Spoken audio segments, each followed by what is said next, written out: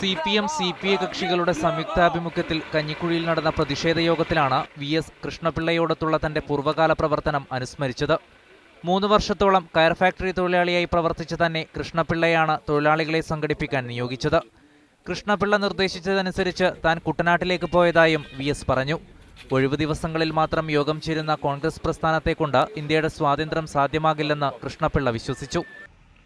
Congress, state Congress സ്വാതന്ത്ര്യത്തിന് വേണ്ടിയിട്ടുള്ള പ്രവർത്തനത്തിന് വേണ്ടി ശ്രമിക്കുമ്പോൾ അവർ ഞായറാഴ്ച മാത്രം യോഗം കൂടി, വക്കീലന്മാർക്ക് ഒഴിവുള്ള ദിവസം മാത്രം യോഗം കൂടി കോൺഗ്രസിനെ സംഘടിപ്പിക്കുന്നവരാണ്. അവരെ ആശ്രയിച്ചിട്ട് തിരുവിതാംകൂറിനോ കേരളത്തിനോ ഇന്ത്യക്കോ വളരെ വേഗമൊന്നും സ്വാതന്ത്ര്യം കിട്ടാൻ പോകുന്നില്ല. അതുകൊണ്ട് കഴിയുന്നത്ര പാർട്ടി പ്രവർത്തകന്മാർ പാർട്ടിയുടെ സംഘടന കെട്ടിപ്പടുക്കാനും ട്രേഡ് യൂണിയൻ പ്രസ്ഥാനവും കർഷക പ്രസ്ഥാനവും സംഘടിപ്പിക്കാനും മുന്നിട്ടിറങ്ങുകയാണ് വേണ്ടത്. അതിന് മുഴുവൻ സമയ പ്രവർത്തകനായി ഉടനെ തന്നെ കുട്ടനാട്ടിലേക്ക് പോകണമെന്ന് എന്നോട് ആവശ്യപ്പെട്ടു.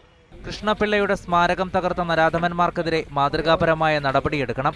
ഇക്കാര്യം ആഭ്യന്തരമന്ത്രിയോട് നേരിട്ട് സംസാരിച്ചെന്നും കാര്യങ്ങൾ ബോധ്യപ്പെടുത്തിയെന്നും VS പറഞ്ഞു. പകരത്തിന് പകരം ചോദിക്കുന്നത് കമ്മ്യൂണിസ്റ്റുകാരന് ചേർന്നതല്ലെന്നും സമാധാനപരമായ നിലപാട് സ്വീകരിക്കണമെന്നും VS അണികളോട് പറഞ്ഞു. വിഭാഗീയ പ്രവർത്തനത്തിന്റെ പേരിൽ VS പക്ഷത്തിന് കടുത്ത ക്ഷീണം നേരിട്ട കഞ്ഞിക്കുഴിയിൽ ആവേശപൂർവ്വമാണ് അണികൾ VSനെ വരവേറ്റത്. മീഡിയ 1